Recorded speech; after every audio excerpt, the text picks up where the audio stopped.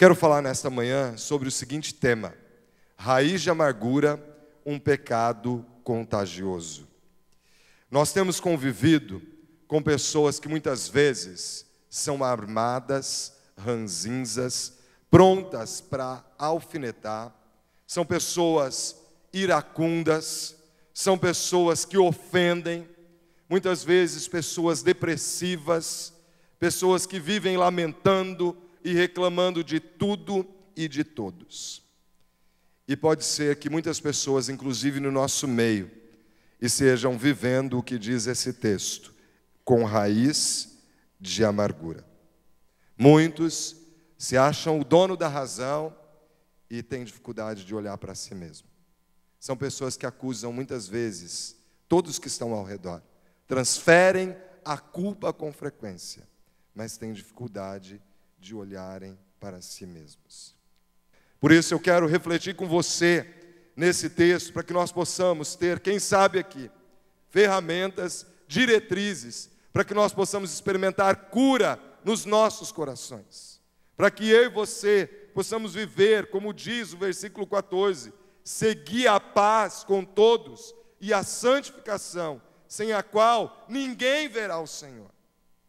Quem não vive em paz, o texto está dizendo, seguir a paz com todos e a santificação, são duas coisas, sem a qual ninguém verá o Senhor.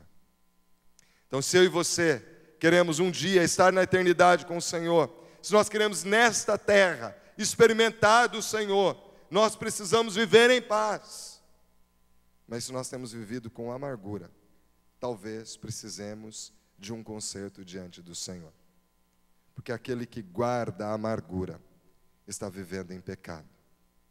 Nós vivemos em uma época em que muitas pessoas no meio gospel, no meio evangélico, têm vivido de tietagem. Nós temos vivido num mundo onde as pessoas querem reconhecimento e honrarias. Discípulo do Senhor é servo. E muitos têm dificuldade de serem servos, querem reconhecimento, porque há uma insegurança no coração.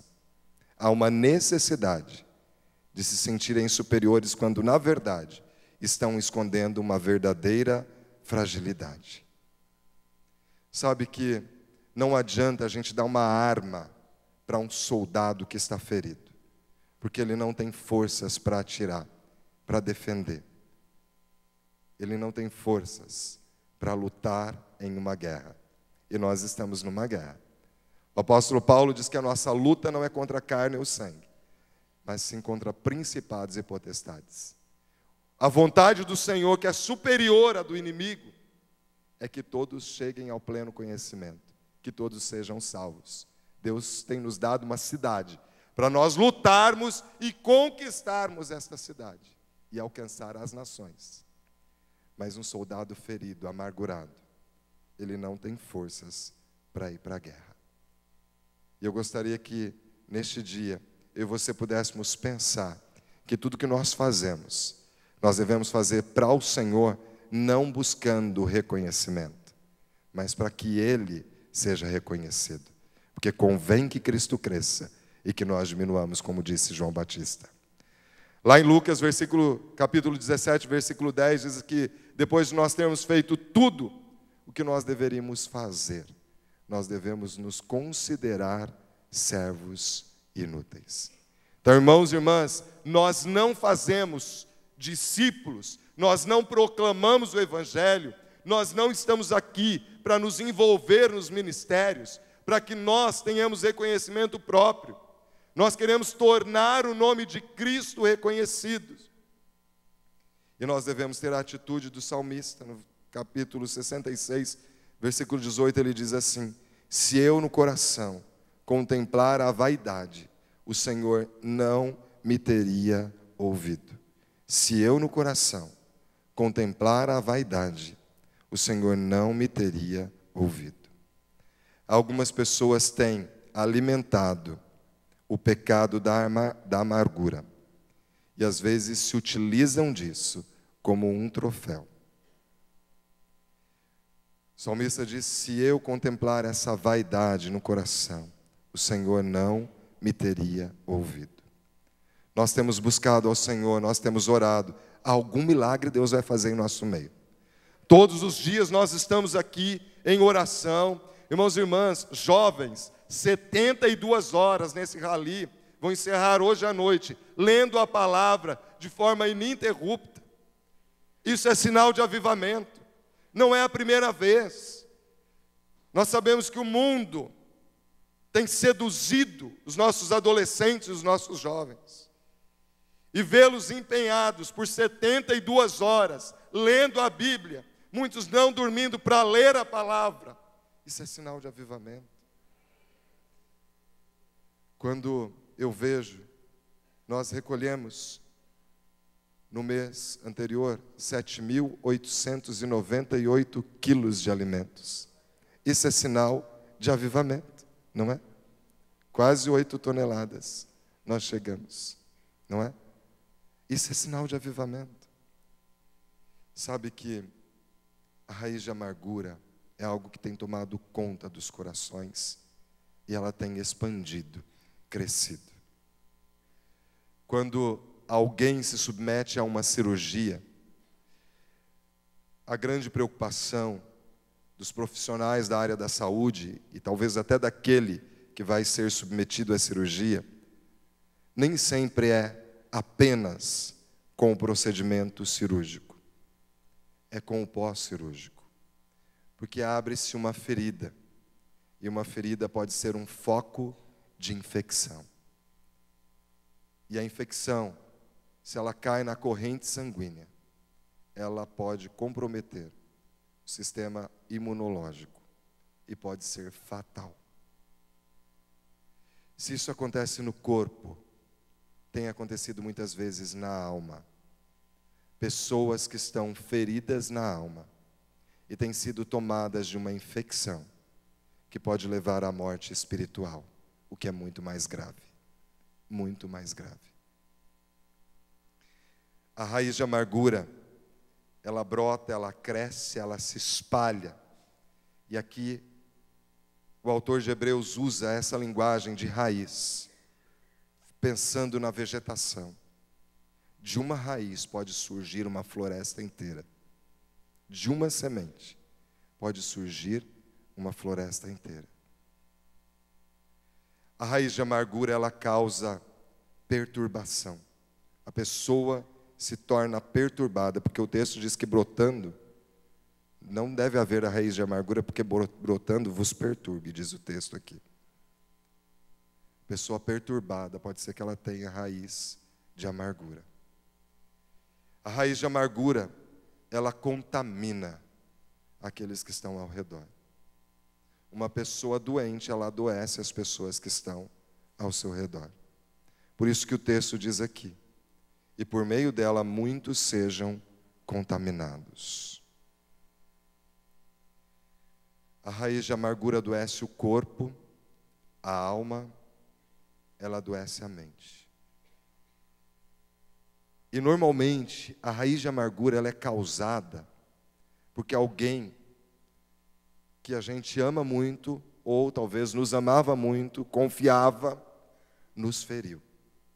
E nós aceitamos aquilo, aquela mentira que muitas vezes nos foi dita. A música Raridade nos leva a refletir quem nós somos diante de Deus. Quem nós somos. Mas as situações adversas da vida, muitas vezes lançaram sementes, que faz com que muitos se sintam inferiores. Ou muitos usem até da arrogância para se sentir inferiores, quando na verdade eles se sentem inferiores. E eu gostaria de olhar para esse texto, porque muitas pessoas têm vivido com desejo de vingança, têm desejo de retribuir mal por mal, ser uma pessoa vingativa, tem o desejo de autojustiça, porque há raiz de amargura aí, lá no coração, na alma, na mente. E não tem vivido o que diz o texto no versículo 14: segui a paz com todos e a santificação, sem a qual ninguém verá o Senhor. Não consegue viver em paz, porque é a raiz de amargura. E todos nós, em algum momento da história das nossas vidas, nós fomos ofendidos. Todos nós. Até porque nós estamos aqui para aprender a nos relacionar. Porque tudo que nós vamos fazer no céu é nos relacionar. Nós vamos nos relacionar com o Criador do universo. Nós vamos nos relacionar com os salvos que estiverem ali. Nós vamos nos relacionar na eternidade. E esse tempo que nós estamos aqui é um tempo de estágio para aquilo que nós vamos fazer toda a eternidade estando no céu. Eu procurei uma definição do que é raiz de amargura. E as definições que eu encontrei, entre elas, eu cheguei à seguinte conclusão: é sentir gosto amargo na boca. É quando não tem doce nem sal. É sentimento de angústia no coração, perturbação e inquietude. Sabe, a primeira verdade que eu quero compartilhar aqui com você é que a amargura, ela começa pequenina. Como eu disse, o texto fala de raiz. Para haver uma raiz tem que haver uma semente. Tem uma origem. Onde está essa origem? É algo que começou, talvez pequeno, imperceptível, mas que foi alimentado ali. Foi crescendo. Eu me lembro que quando a minha mulher ficou grávida da minha primeira filha, nós fizemos o primeiro ultrassom, ela estava com 8 milímetros, não dava nem 1 centímetro. Já havia ali um embrião. Começou de uma única célula. Hoje ela já está quase passando o meu ombro, depois de 9 anos. Ela foi crescendo. E às vezes a gente nem se dá conta disso, não é? Assim acontece muitas vezes com a raiz de amargura. Foi uma sementinha que foi plantada lá atrás e foi criando raiz. A árvore foi crescendo e agora já está produzindo frutos amargos. Frutos amargos. Se você tem vivido aqui com a amargura no coração, é necessário fazer um inventário, analisar, refletir, pensar, pedir ao Espírito Santo de Deus que revele. A Bíblia diz que o Espírito Santo revelou a Simeão que ele não passaria pela morte antes de ver a consolação de Israel. Ele revela ao coração. Ele revela a mim e a você onde começou. Quem colocou essa semente? Onde tudo teve início. Como eu disse há pouco, normalmente a amargura foi plantada no coração por pessoas da família, mas não necessariamente só da família. Muitas vezes pessoas próximas, amadas, e ao invés de ter rejeitado, muitas vezes nós fomos aceitando e deixando aquilo avolumar, crescer. Eu não sei se você está aqui nessa situação de angústia, de amargura, se você é essa pessoa armada, que sempre fala de uma forma grosseira, agride, ou então depressiva, angustiada, que sempre transfere a responsabilidade, que nunca olha para si mesmo ou mesma e vê a possibilidade de mudança. Quando nós queremos transformação, nós olhamos para nós mesmos, o Espírito revela, e nós tomamos uma atitude de conserto, que é perdoar a quem colocou essa semente lá atrás. Porque pessoas amarguradas, elas vão produzir frutos amargos. Não espere de um pai e de uma mãe que não tem vida com Deus, que não oram, que não tem vida piedosa, pais que são ausentes, pais que são agressivos, pais que não têm tempo para ouvir o coração dos filhos. Se não tem vida com Deus, não espere que esse filho tenha, porque ele está reproduzindo o que está vendo. Percebe que vai causando um efeito cascata? Nós vamos transmitindo de geração em geração e destilando o fel, o amargor. E algumas pessoas têm atitudes inconvenientes, pensam, é uma criança, não entende. Espera chegar a adolescência, a fase adulta, para você ver o reflexo. Se você tem filhos pequenos, como eu tenho, essa palavra é para mim e para você. É hora de mudança, de cura, de libertação.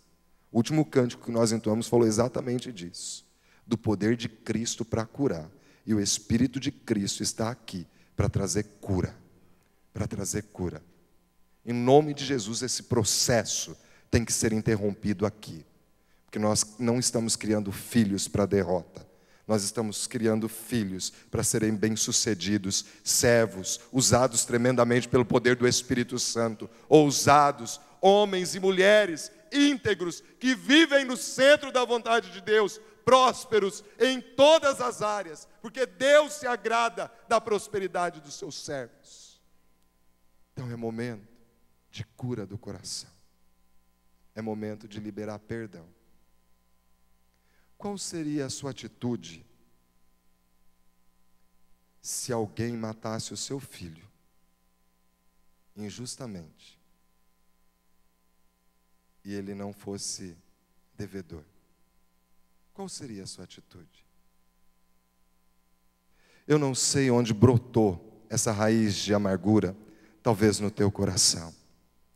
Pode ser que hajam pessoas aqui, assim, com raízes de amargura. Eu creio que hoje Deus está chamando a nós para liberar perdão para aquele ofensor, independente do que fez, se está certo ou errado. Porque a Bíblia diz que eu e você devemos liberar perdão para aquele que nos ofendeu, mesmo que ele esteja errado. Se o teu irmão pecar contra ti, vai tu arguir entre ti e ele só. Se ele te ouvir, ganhaste o teu irmão. Não é? É isso que diz. Se o teu irmão pecar contra ti, se o outro tiver errado, vai lá, tenta um conserto, tenta ganhar. Diga para ele que ele é alvo da sua oração, da transformação do Evangelho, que você não cessa de orar para que haja transformação. Mas eu e você não podemos acumular esse pecado no nosso coração. Deus é um Deus de milagres e Ele está aqui nesta manhã para trazer cura. Sabe por quê? Se eu e você não confessarmos os nossos pecados, esse pecado de guardar a amargura, nós vamos adoecer.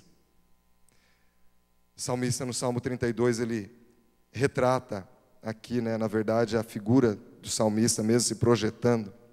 Ele diz, bem-aventurado aquele cuja iniquidade é perdoada, cujo pecado é coberto. Bem-aventurado o homem que o Senhor não atribui iniquidades, em cujo espírito não há dolo. E Davi confessa, ele diz, enquanto calei os meus pecados, envelheceram os meus ossos pelos meus constantes gemidos. Percebe? Envelheceram os meus ossos pelos meus constantes gemidos. A amargura, ela adoece, faz a pessoa gemer de dor. Quantas vezes nós conversamos com pessoas feridas na alma, e quando ela toca no assunto, ela chora, assim como se estivesse com um ferimento no corpo, porque há uma infecção, há uma ferida aberta, latejante. Sabe que, como eu estava dizendo, começou de uma semente. Eu não sei se você já ouviu falar como o esquimó, ele mata os lobos. O esquimó, ele mata os lobos porque os lobos são uma ameaça para os cachorros que eles têm, porque comem os alimentos deles, porque é um risco à própria vida deles. E eles normalmente pegam pedaços de carne, enrolam em uma faca que tem 2 gumes, cortes dos 2 lados, com uma lâmina bem afiada. E eles passam aquilo na água e colocam, no gelo para que se forme o gelo. E o lobo, ele é atraído pelo cheiro da carne que é colocado em algum lugar ali.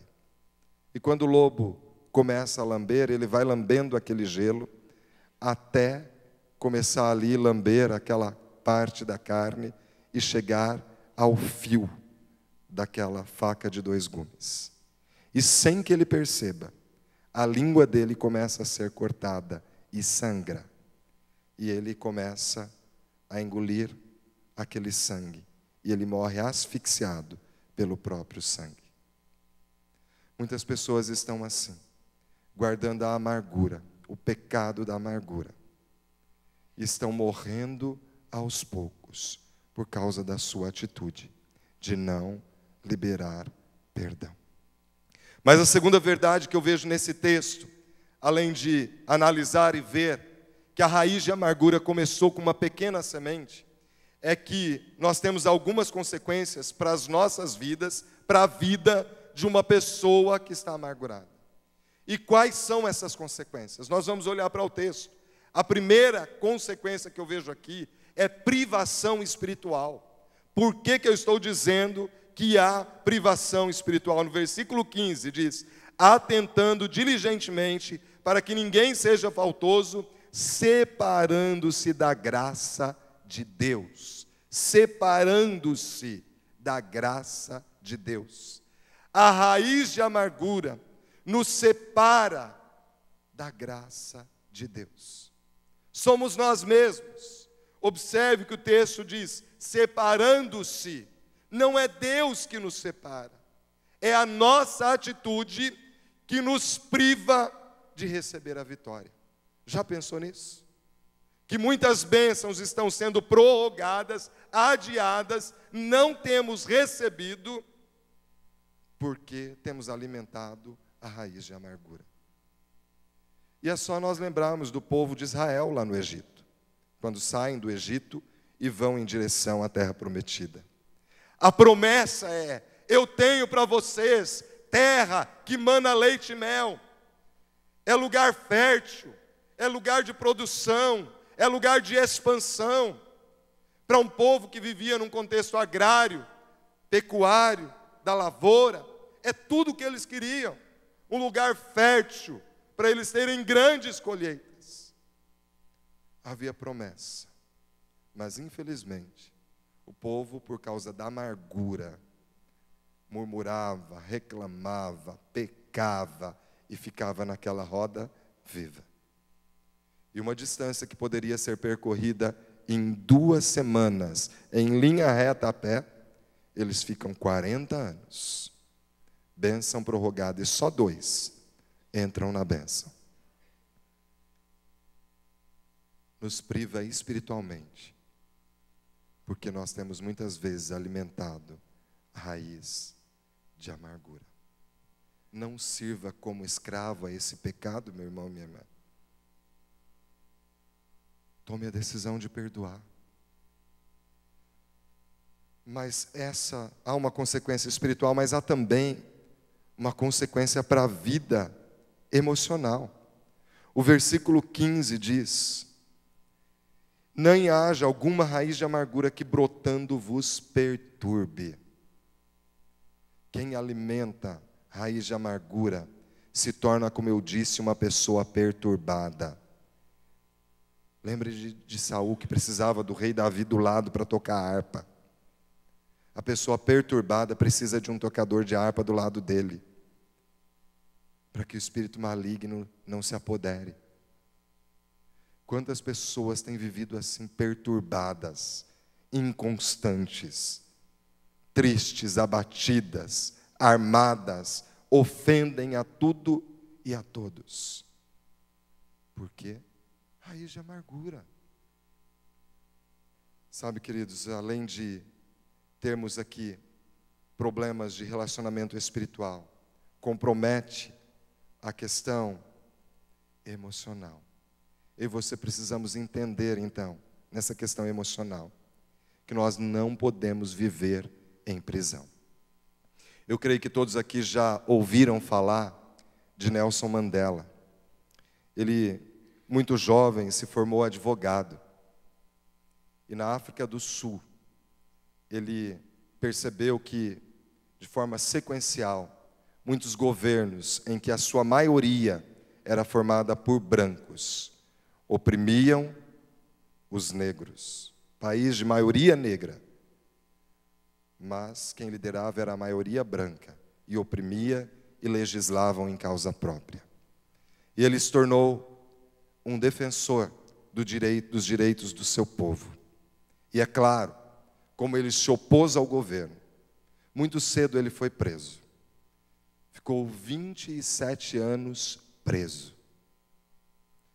Quando ele saiu, ele disse o seguinte: quando eu saí em direção ao portão que me levaria à liberdade, eu sabia que, se eu não deixasse minha amargura e meu ódio para trás, eu ainda estaria na prisão. Há muitas pessoas que se acham livres, mas estão sendo escravas do pecado da amargura. Estão aprisionadas.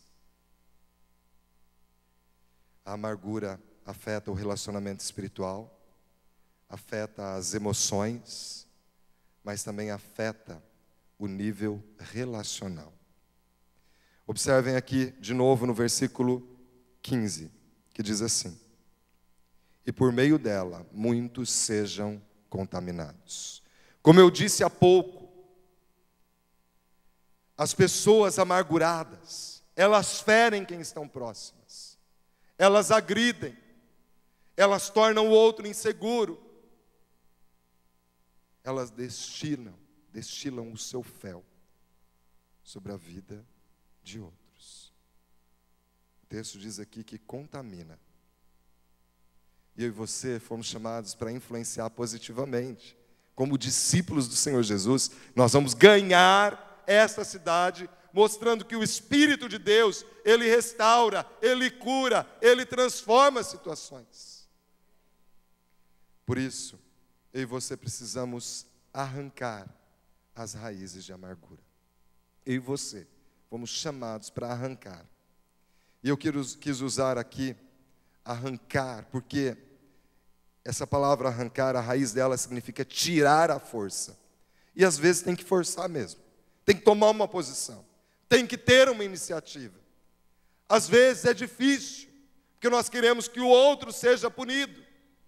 Mas ele tem que ser liberado. É verdade que muitas vezes está errado, sim. Eu não estou dizendo que o outro que nos feriu está correto. Talvez ele esteja realmente errado. E é preciso ter humildade, então, para admitir que precisa liberar perdão. Que nós estamos pecando em alimentar a amargura. Sabe, homens de Deus, quando nós olhamos para a palavra, eles sempre admitiram, eles chegavam diante de Deus e diziam: eu pequei. Homens que tiveram, mulheres que tiveram suas vidas transformadas, eles admitiram: eu pequei. Lembra do filho pródigo, quando ele volta para a casa do pai? Eu pequei contra os céus. Eu pequei contra o Senhor, Pai. Eu pequei. E é preciso humildade.